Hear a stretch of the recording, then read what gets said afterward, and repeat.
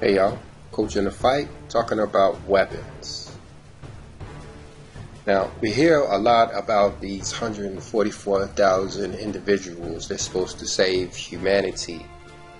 One of the things that we hear are they're kind of like soldiers. They're the Father's army that's going to do battle here in the last days to save humanity, as man seems like he's trying to destroy it. One thing about soldiers is they have to have weapons. And so today we're going to go down through the Third Testament of the Bible, and we're going to find out what these weapons are. What are the weapons of the 144,000? Now, I say the weapons of the 144,000 because they are the guys who's going to save humanity using these weapons. But they are not the only ones that have access to these weapons. They are not the only ones with these weapons. Any of us can take advantage of these weapons. 144,000 chosen elect or not. So let's find out what these weapons are.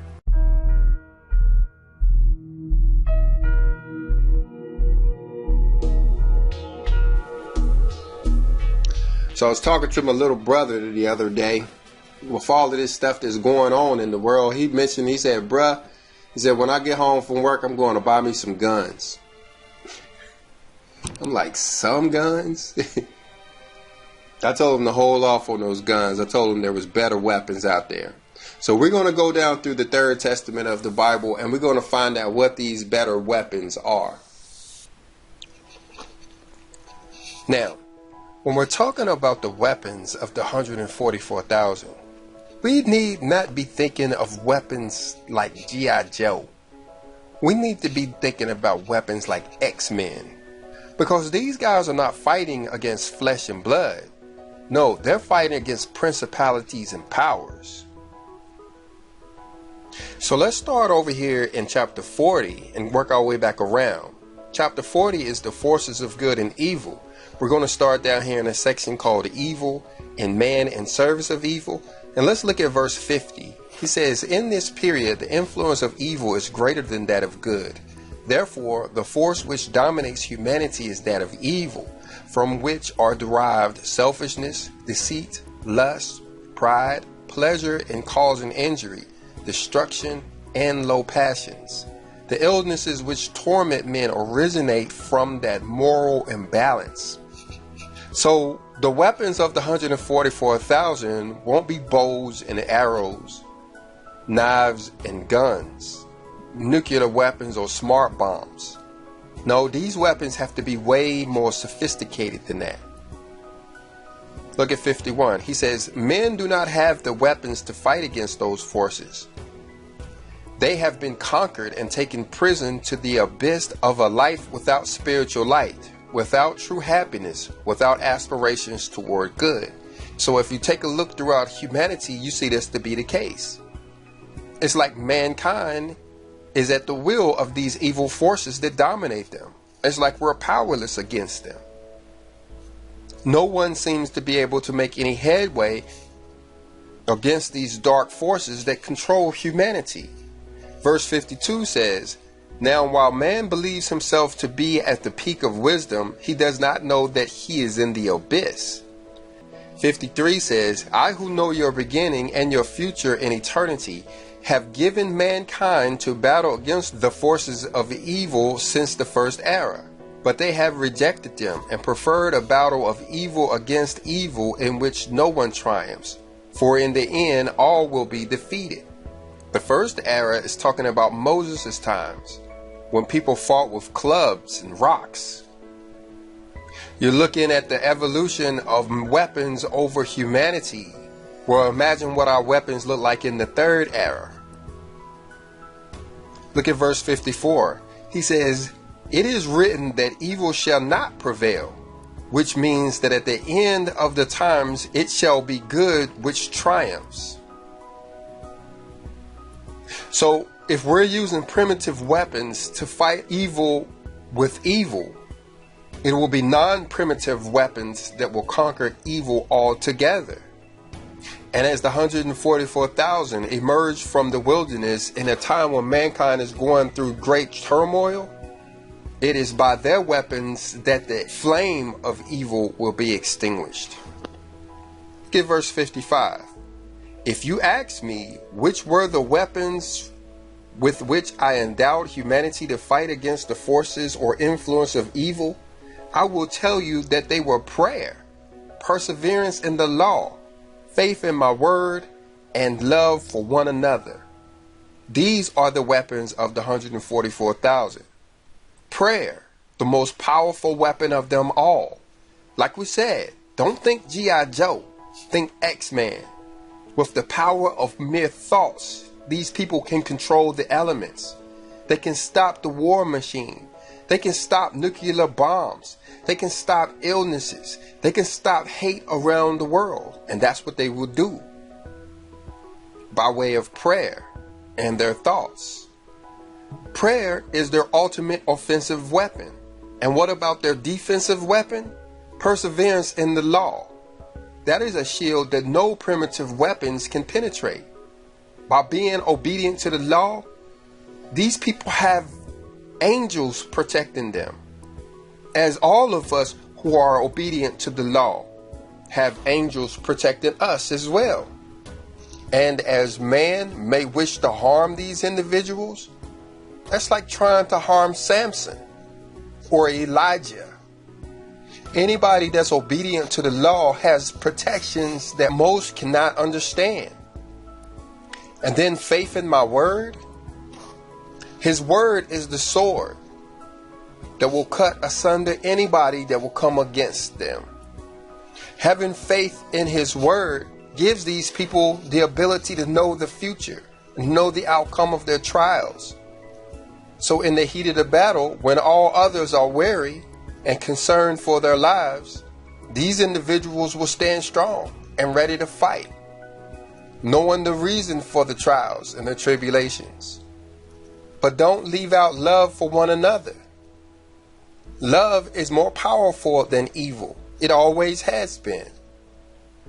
The only reason why we live in evil times is because people have put away love and have desired evil instead. But love has the ability to conquer even the wild beasts. And it will be used to conquer the evil forces fighting against humanity. So let's step down through the rest of the Third Testament, looking for the word weapon, and see that there are other weapons related to these that the 144,000 use and will use against dark forces, both seen and unseen. Looking down here at verse 74, it says, you have become so inured to evil that even those men who invent new weapons of death you call great, because in an instant they can destroy millions of beings, and yet you call them wise. What is your reasoning? Greatness can only be of the Spirit, and only he is wise who travels the path of truth. Talking about these nuclear bombs and how we call these people so smart for having invented nuclear bombs that can kill millions of people at one time. Why would we call them wise? Sure, they may be smart in those technologies. These may be highly intelligent people. But intelligence does not equal wisdom. If they had used their intelligence to save millions of lives, then they may be considered wise. But to use their knowledge to kill people, that's not wise at all. Now here in verse 79, we're talking about the love of the Father. He says, truly I tell you that there is no power strong enough to oppose my love.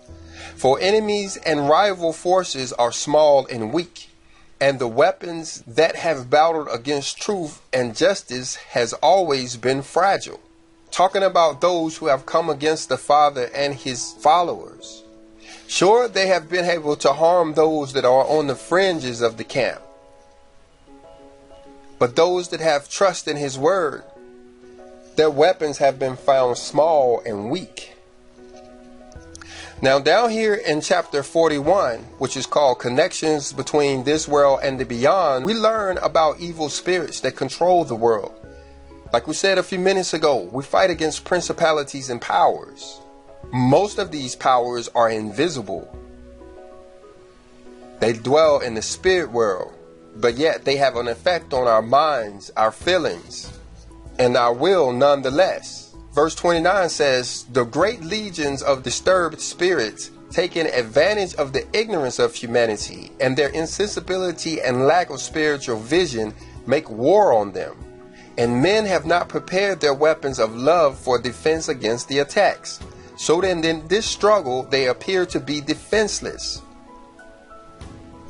See, we have to understand that we have thousands of eyes watching us at all times.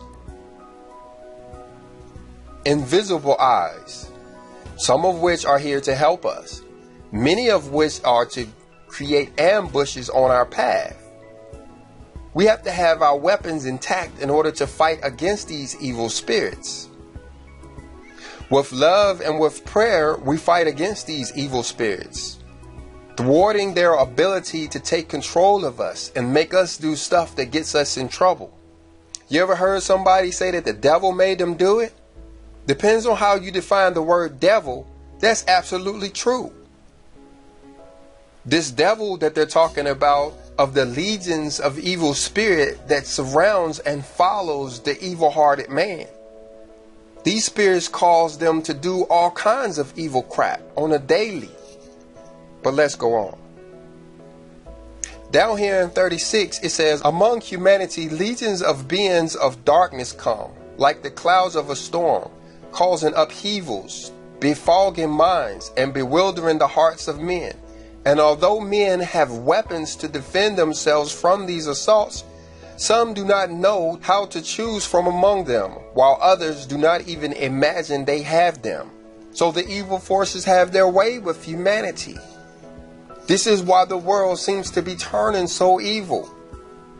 Some think they can fight evil with evil, but that's never going to work. Others don't know they have weapons at all, and so they are defenseless. Looking down here in verse 52, he says, so that this humanity can defend itself and free itself from evil influences, it must have knowledge of the truth that surrounds it. It must learn to pray with the Spirit and know as well with how many gifts its being is endowed, so that it may employ them as weapons in the great battle for good versus evil, of light against darkness, and of spirituality opposed to materialism. We must understand our weapons to fight against these evil influences. And we can't be like those who just have a blind faith, thinking that nothing can harm them because they have faith.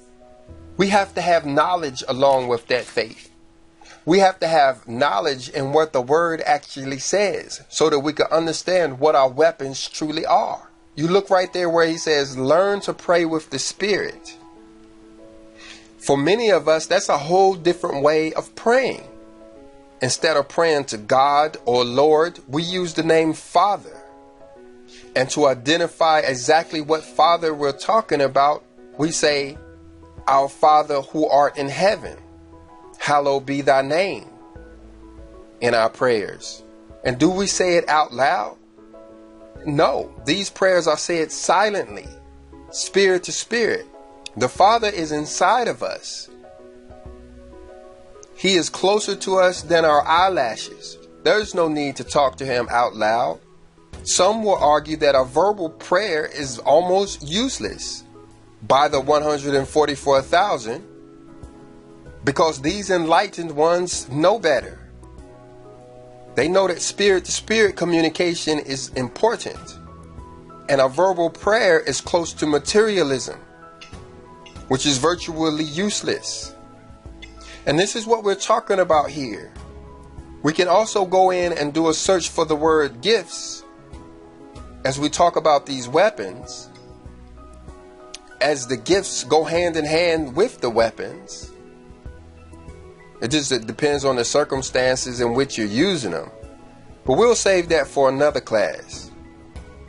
In this one, we're talking about the weapons used in the great battle of good versus evil, light against darkness. And what does it boil down to? Spirituality opposed to materialism. The 144,000 will be spiritual beings. Still in chapter 41, let's look down at verse 48. He says, I send this message of light to all the peoples of the earth, to be the wake-up call for men, so that they may understand who is the enemy they must struggle against until victory, and what are the weapons that unknowingly they already bear. And this is why we're doing this class, so that we can identify what the weapons are. But notice right there, he says how they already bear them. See, now I titled this video The Weapons of the 144,000, but they are not the only individuals that have these weapons. We all have these weapons and have had them since birth. The problem is that we don't use them.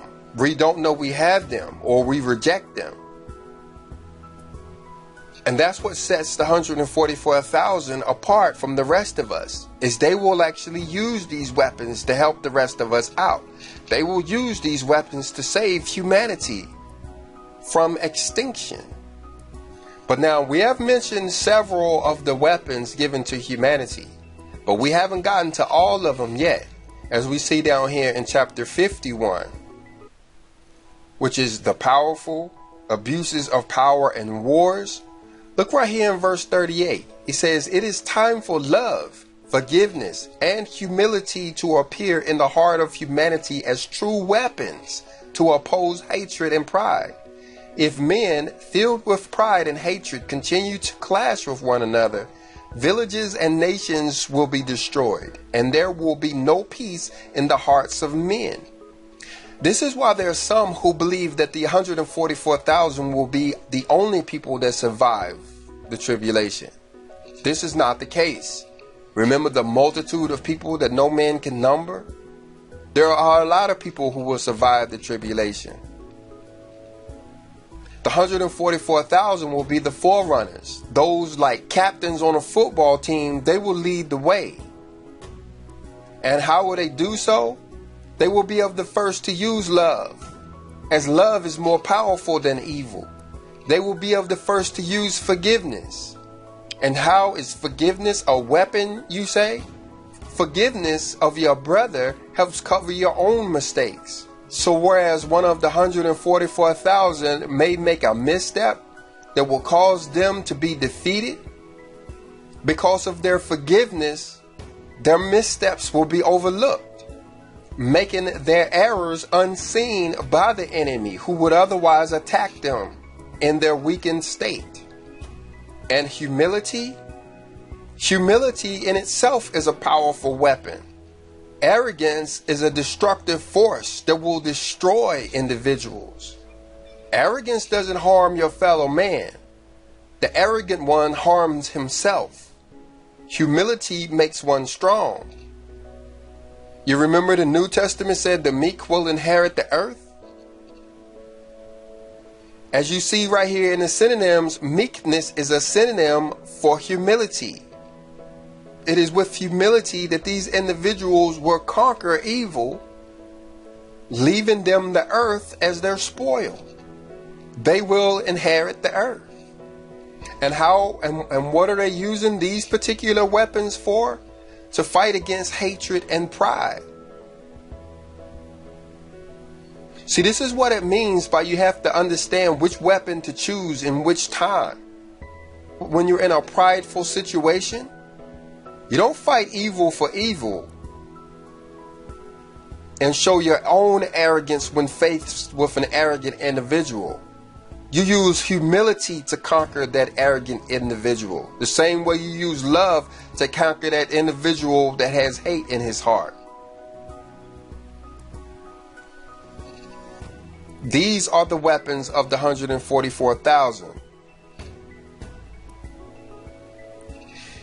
Now let's take a pause for a second and look at the enemy's weapons. Down here in verse 41 of chapter 51.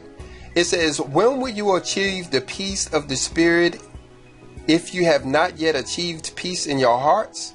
I tell you that while the last killing weapons have not been destroyed, there shall be no peace among men. Killing weapons are those which men take lives, murder morality, deprive freedom, damage health, disturb peace, and destroy faith. See, these are what the enemy's weapons do. Those dark forces that want to see humanity extinguished. We were always taught that Satan wanted to destroy all of humanity, that he wanted to kill every one of us. Well, this is how he's doing it. Murdering morality. Making us give up hope. Depriving freedom or enslaving us. Damaging our health or damaging our temples. Disturbing the peace. Making us fight against one another. Or destroying our faith and us giving up on our Father. Those are the killing weapons. Those are Satan's weapons. Verse 42 says, I shall prove to humanity that their problems are not resolved by force, and that as long as they make use of weapons of death and destruction, no matter how strong and terrible those seem, they shall not be able to make peace between men. On the contrary, they shall bring as their consequence greater hatred and desire for revenge. Only the conscious reason and sentiment of charity can be the foundations on which an era of peace can be built. But so that this light can shine in men, it is necessary that they first drink the cup of bitterness to the last drop. Talking about these killing weapons. This is why things are going to get so bad here on this earth for a while. If you look at Matthew chapter 24, you see that we are in beginning of sorrows. All of these pestilences, wars, earthquakes in diverse places, famines and stuff that's going on. We're in the beginning of sorrows. But what comes at the end of the beginning of sorrows? The Great Tribulation, which means things are going to get even worse. But what comes at the end of the Great Tribulation? Peace. It is then only that all evilness will be wiped off of the face of the planet. There will be no killing weapons. There will be no hatred, no desire for revenge. The only thing that will be left will be conscience, reason, and sentiment of charity. That is the kingdom of heaven that we hear about. But before we can get to that kingdom, the tree of evil must be cut down and destroyed, burned in the fire. You can hear the saws and the axes whacking away at that tree even now. You look down here in chapter 52, which is the injustice and decay of humanity. You look at verse 41, he says, this world of the marvels of men, built by centuries of science, struggle, war, and tears, will be destroyed by their own hands and with their own weapons, because the time is coming when humanity will realize the inconsistency and fragility of their works, which lacked love, justice, and a true yearning to become perfect. Talking about that tree of evil going away. But notice right there, it says, destroyed by their own hands. See, we can't be blasphemous and say that all of the evil that is taken on the world is coming from the Father. The Father loves us. He wouldn't do anything to harm us. It is man that is going to destroy man. It is man that's going to cause the earthquakes, the pandemics, the wars, the famines. We have been doing so for centuries. And like a raging fire, it's going to blaze until all of its fuel is consumed. Looking down here in chapter 55 of the Third Testament, which is the purification of the world and humanity and the judgment, verse 24 says, evil has extended its kingdom and has been strong on earth. And it is precisely in this time that I bring my weapons to oppose these powers, so that my kingdom of love and justice may be established among mankind. See, like we've said over and over, there will be no evil in the kingdom of heaven. So while man is destroying itself, fighting evil against evil, this will be allowed to play out until both sides are dead. leaving only those with love in their heart to take part in the kingdom of heaven. The only thing about it, if it had been left up to man, they would have killed everybody on the planet. That's why the Father, with his infinite wisdom, left us the 144,000 that will save a small part of humanity and allow mankind to go on down here on the earth and equip them with the weapons to carry out that mission. Jumping down here in verse 78 of chapter 55, it says, "It is in the elevation of your lives that you can find the power of virtue to save yourselves from the actions of the unchained elements. For it is not the weapons of faith and prayer alone that will give you victory over the vicissitudes and adversities of life. That faith and prayer must be accompanied by a life that is virtuous, clean, and good." See, this is why you have to have knowledge in his word. See, right here it says weapons of faith and prayer alone is not good enough.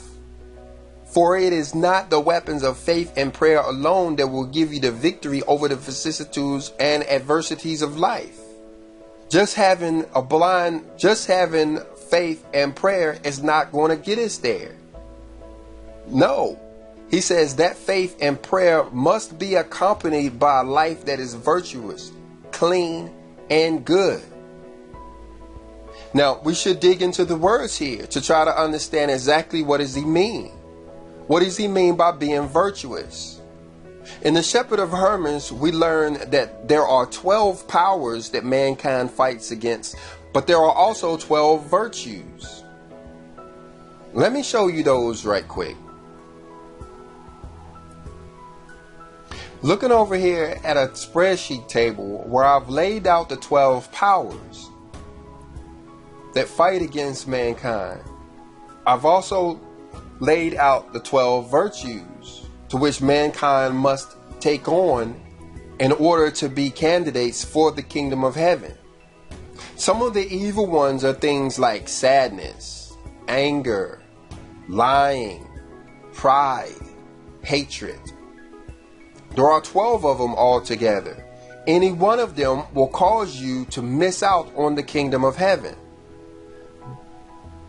These are the powers that humans fight against. The virtues that they will have to take on include faith, power, patience, cheerfulness, understanding, and charity. These are the virtues of all those who will inherit the earth and enjoy the kingdom of heaven. Anybody that does not put on these 12 virtues may get the chance to see the kingdom of heaven, but they won't get to go in. Then he says being clean. This points us to the law. Like he talked about earlier, obedience to the law is of extreme importance. Like a YouTube video? Yeah. Oh. You want to be in a YouTube video? Mm-hmm. Okay, hold on, stand right there. Being clean means the obedience to the law. And being good, that's talking about charity for one another. That's talking about charity for our brother. So we have to take on these three along with faith and prayer in order to fight against these unchained elements. And what are these unchained elements that he talks about?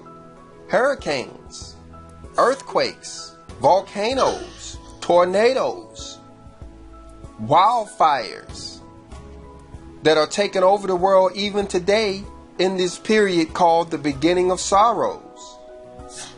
But let's go on. I'm down here in chapter 57 of the Third Testament, which is reversion and renewal in all human areas. Cameron is going to help me out with this verse 35 right here. What it's talking about, it says, "You should expect the struggle to be great, for all of you shall need to fight against the dragon of evil, whose weapons are ambition, hatred, earthly powers, lust, vanity, selfishness, lies, idolatry, and fanaticism. Very good. All being the forces of evil born of the human heart, and against which you must fight with grace, courage, and faith until you have defeated them. Thank you very much, Cameron. You're welcome. All right. Guys, don't forget to like and subscribe and hit the comment down below. Say it again. Don't forget to like and subscribe and hit comments down below. Very good. All right. I can come down here sometime. My mom say I can come down here. I can come down here and help you. All right. Well, you just did. I'm going to put that part in the video, okay? Mm-hmm. All right. I'm going to go ahead. Talking about the weapons of the dragon, these being the forces of evil born in the human heart, and against which you must fight with grace, courage, faith until you have defeated them. You remember over there in Revelations where they said that there was a war in heaven? This is that war that's talking about here.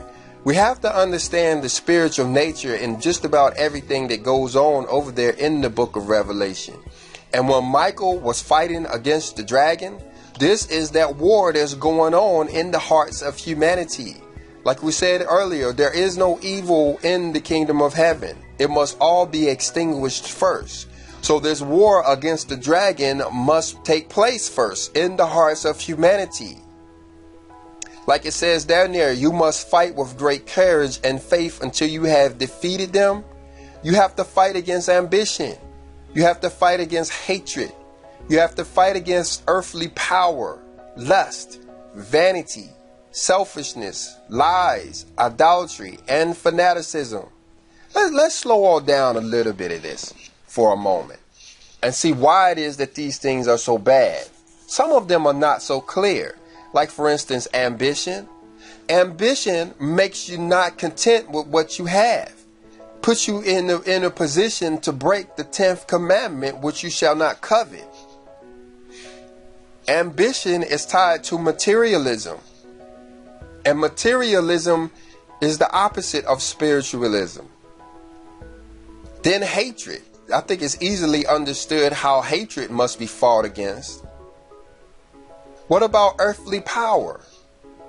Earthly power has always been in opposition to the Father's power, all the way back to Nimrod building the Tower of Babel. In the kingdom of heaven, there will be no head. There will be no government systems. All of the beast systems will be destroyed. That's why they call it the kingdom of God, because the Father becomes the king. Man will no longer be the king, ruling over humanity. The Father will rule over humanity. Lust, vanity, which is the opposite of humility. Vanity and arrogance are synonymous. Arrogance won't go into the kingdom of heaven. It is the meek that will inherit the earth. Selfishness, remember how we said being good means to look out for your brother, to have love for your brother, to share. And to be selfish is the opposite. They must be fought against. You remember the powers we told you over there? Charity is one of the virtues that you must put on, that we learned in the Shepherd of Hermas. Lies. A lying spirit must be fought against. We have to have truth over lies if we want to inherit the earth. Idolatry, which has many meanings. One includes putting faith in false prophets. And fanaticism, which talks about how many believe that their religion is the only religion. How what they believe in is the only truth. If you don't belong to a certain group or believe in certain things, then how you're not going to be saved. It takes all types to have a full understanding of what the Father wanted for us. He gave nobody the complete truth. And if you isolate yourselves from one another, you will be missing large portions of truths necessary to go into the kingdom of heaven. These forces have to be defeated. And they will.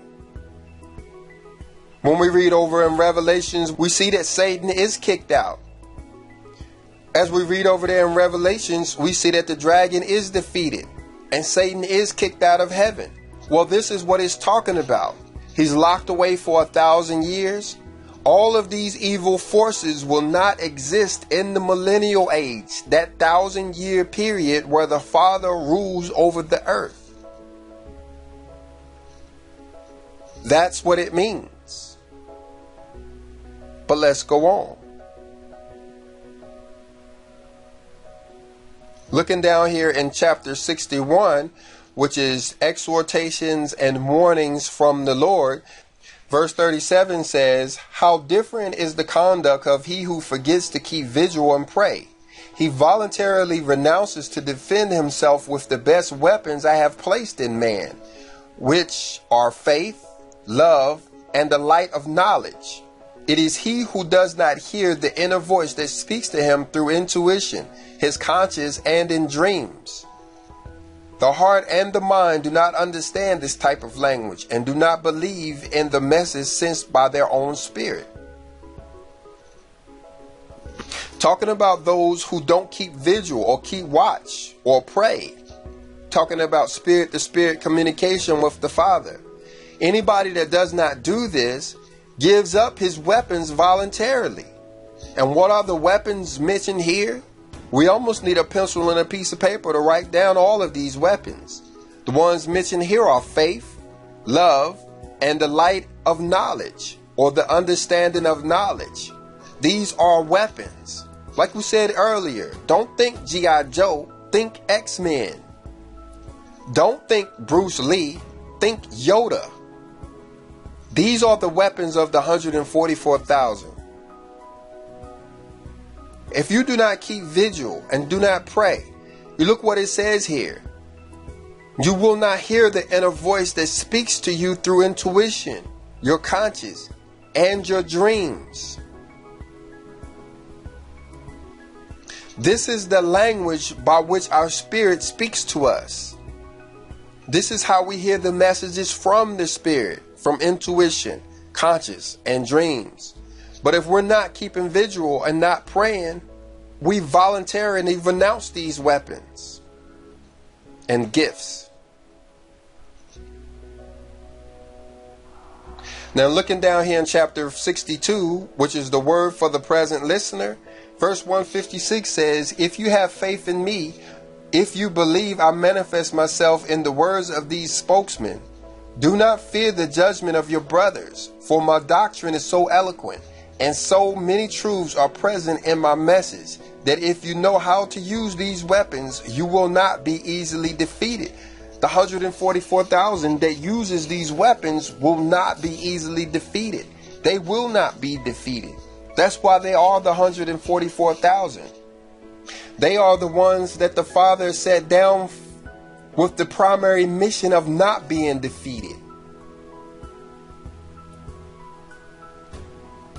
And as we follow their lead, emulate them, we will not be defeated either. Making our way back around, we're back up here in chapter 6, which is the third testament in the great book of life. Verse 33 says, "I have told you, disciples, that you shall have to look at the great religions and the small sects directly in the eye, but before neither should you have fear. The truth that I have entrusted to you is transparent. The word that I have taught you is clear and simple on its surface, but infinitely deep in its content. And they are the powerful weapons with which you will struggle and win." Again, it's almost like we need a pencil and a piece of paper to write down how many weapons the Father has entrusted us with. This one is talking about the word and truth. It says that the truth is transparent. I'm sure that there's somebody in the world that will argue that this makes them invisible. Then it says that the word is simple but infinitely deep. These are truly powerful weapons, used by the 144,000, but available to us all. Now looking down here in chapter 17 of the Third Testament, which is the new way of worshiping God, verse 124 says, when one of you prays, you do not realize what you reach spiritually with your thoughts. And it is necessary that you know that when you pray for your brothers, for those people destroying themselves in war, in those moments your spirit is persecuting a war as well, a mental war against evil, and your sword, which is peace, reason, justice, and a yearning for the good of your brothers, clashes with the weapons of hatred, vengeance, and pride. Look at how powerful the weapon of prayer is, guys. While these guys are over here fighting with bullets and bombs and missiles, as sophisticated as they are, the 144,000 have thoughts that they can make mental war against this evil. This brings to mind that force that Luke Skywalker was talking about. I wish my wife was here. I'd get her to talk about those X-Men characters she likes so much. Maybe we need to go watch the movie The Matrix again. When you learn to take control of your thoughts, there's no telling what you will be able to do. Talking about the weapons of the 144,000. Let's look down here in chapter 33, which is a chapter about men and women, parents and children, family and marriage. Let's look at verse 71. It says, pure young women of this people, awaken and prepare yourselves for the battle. Do not be blinded by the passions of the heart, nor dazzled by what is not real. Develop your gifts of intuition and inspiration, as well as your tenderness and sensitivity. Strengthen yourselves in truth, and you will have prepared your best weapons for facing the struggle this life presents. Talking about the weapons given to our sisters, our mothers, our daughters. Intuition and inspiration, tenderness and sensitivity, as well as truth.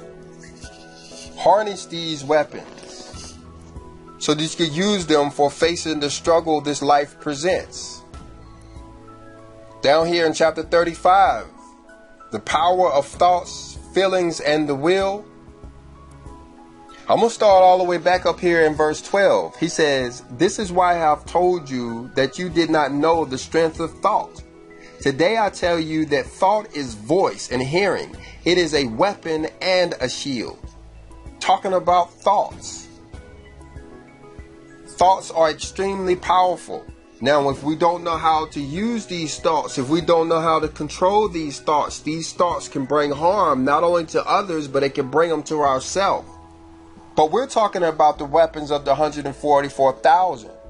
They will be able to use their thoughts as weapons, as shields that creates and destroys. Look right there how it says thought cuts the distance to those who are absent. Look right there where it says thought cuts the distance to those that are absent and finds those who have been lost.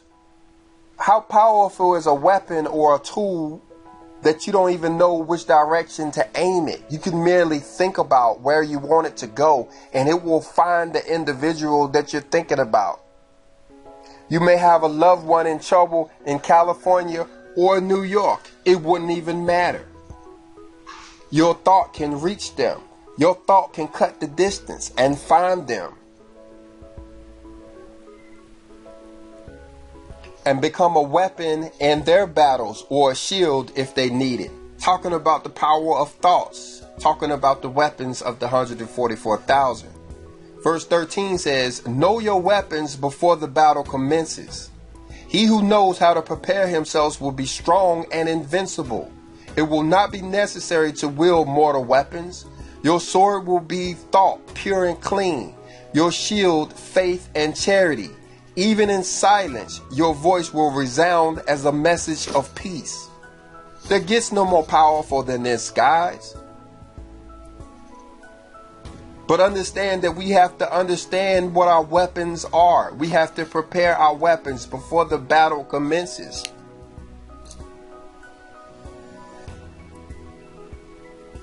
Like when we joined the U.S. military, the first thing they do is give us the weapons and start teaching you how to use them.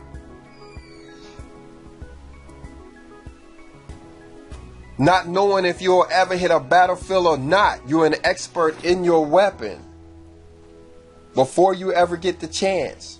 And this we must be as well.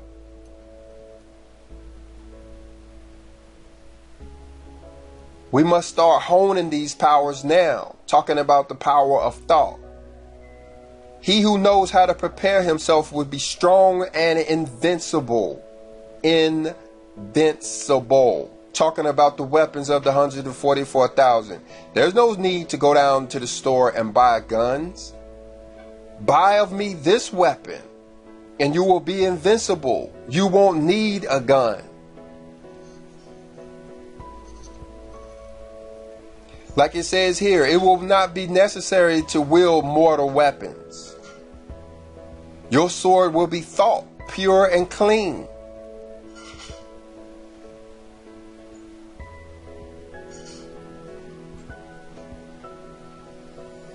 I keep thinking about Star Trek and using the Jedi mind trick.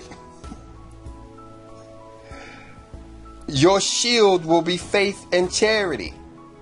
Faith in his word and charity for your fellow man.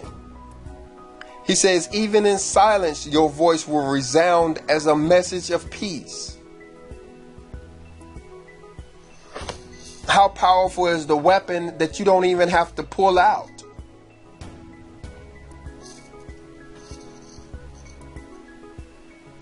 It's just there, conquering all evil around you. Talking about the weapons of the 144,000.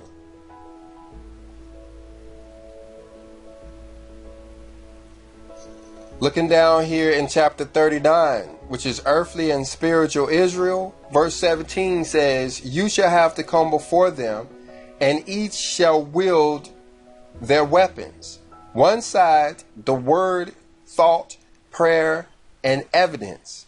The others, their talent, power, and traditions.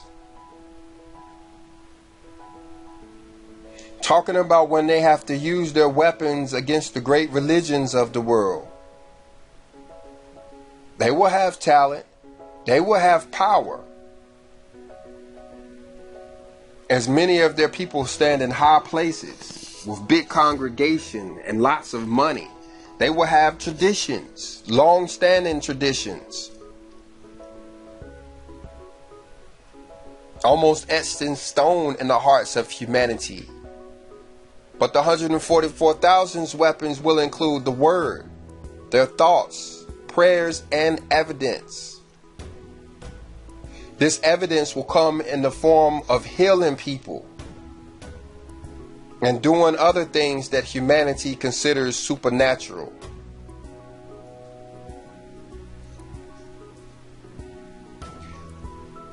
Verse 25 says, this people will be strong and combative, but shall not have weapons that kill, nor the chariots of war, neither shall they sing hymns of destruction.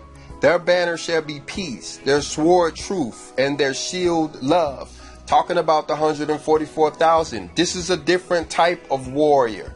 This is the Messiah's warriors.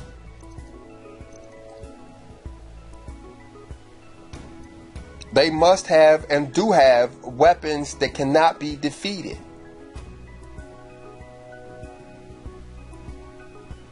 As the Father's mission will not be defeated. We will have the kingdom of heaven. You look right here in chapter 39, which is earthly and spiritual Israel. This is the chapter where we started, and this will be the chapter where we'll finish. Talking about the 144,000 and who they are. This section of the Third Testament talks all about the 144,000. You can see many classes we've done on those guys over there coming from this section of the Bible. Verse 57 says, those marked by the light of the Holy Spirit are like lifeboats. They are guardians, counselors, and strongholds.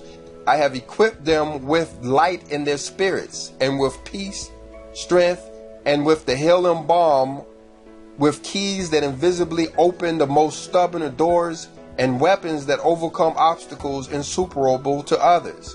Talking about the 144,000.